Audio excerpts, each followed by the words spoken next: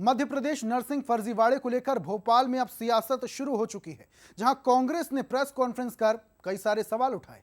दरअसल कांग्रेस की जांच एजेंसी सीबीआई पर भरोसा नहीं है, जिसके बाद कांग्रेस के मीडिया विभाग के अध्यक्ष मुकेश नायक ने बयान दिया। उन्होंने कहा, नर्सिंग घोटाले में भी सरकार की भूमिका है। सरकार ने शिक्षा की गुणवत्ता और छात्रों के भविष्य को पूरी तरीके से तबाह और बर्बाद कर दिया है। जिसके बाद नर्सिंग कॉलेज में पढ़ने वाले छात्रों को लेकर भी कांग्रेस ने मुद्दा उठाया। एनएसयूआई मेडिकल विंग के नेता रवि परमार ने कहा कि विश्वास सारंग के चिकित्सा शिक्षा मंत्री रहते सबसे ज्यादा नर्सिंग कॉलेज खोले गए। साथ ही कहा कि कॉलेज के पास ना तो तय मानक में बिल्डिंग थी और ना ही हॉस्पिटल।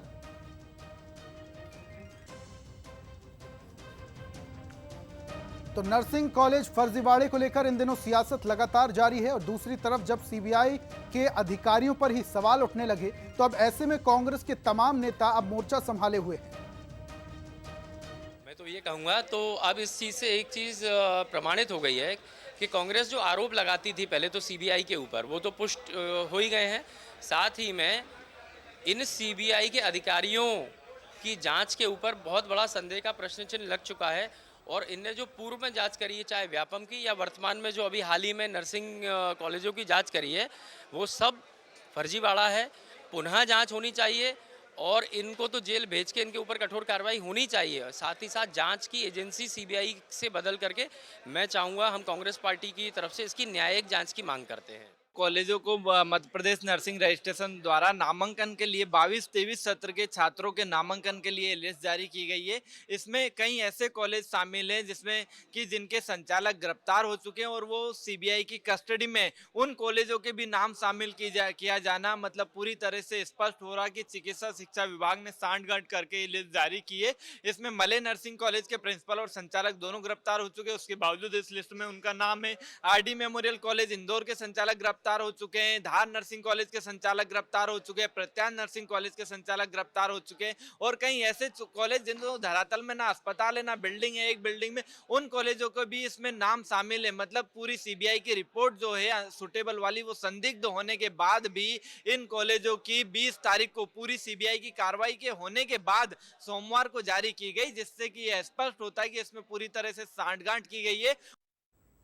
और इस पर ज्यादा जानकारी के सुनील बघेल जी हमारे साथ जुड़ चुके हैं, सीधा उनका रुख करते हैं। सर, जिस तरीके से यहां पर कांग्रेस ने मोर्चा खोल दिया है, कह रही है ना तो सीबीआई पर भरोसा है ना सरकार पे, कोर्ट को हस्तक्षेप करना चाहिए, तो क्या कोर्ट हस्तक्षेप करने वाला है इस मामले में? और दूसरा, छात्रों की परीक्षा को लेकर भी कई सारे सवाल खड़े हो रहे थे, क्या परीक्षाएं आयोजित कराई जा रही हैं?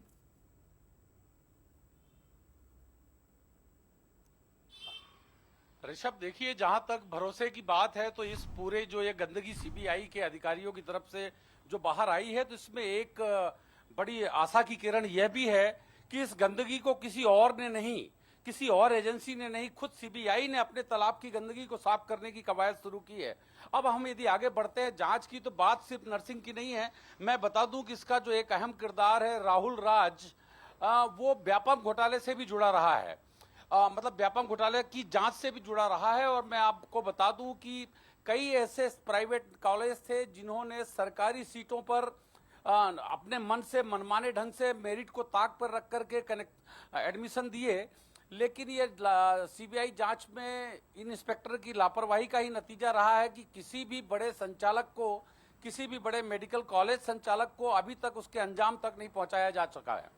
अच्छा, इस मामले में एक और बात बता दूं कि जो एक ताजा डेवलपमेंट है, तो अब गेंद हाई कोर्ट के पाले में है। ये सारी रिपोर्ट हाई कोर्ट को सबमिट की जाएगी और हाई कोर्ट फिर डिसाइड करेगा कि आगे आगे और जांच होनी है कि नहीं होनी है। लेकिन अब यह तय हो चुका है कि जिन कॉलेजों को राहुल राज और इनकी टीम ने क्लीन चिट दी है, उनकी फिर से जांच होगी।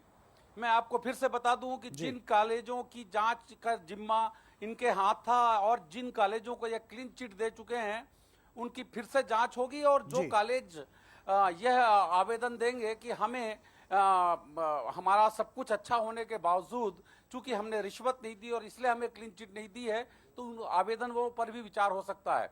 लेकिन इस पूरे मामले में मध्य प्रदेश नर्सिंग काउंसिल कि जो लापरवाही रही है, जिस तरह से लापरवाही पूर्ण ढंग से पहले मान्यता दी जाती रही है। और मैं आपको बता दूं कि इस पूरे घोटाले का एक जो सबसे बड़ा पहलू है वह है छात्रवृत्ति घोटाला।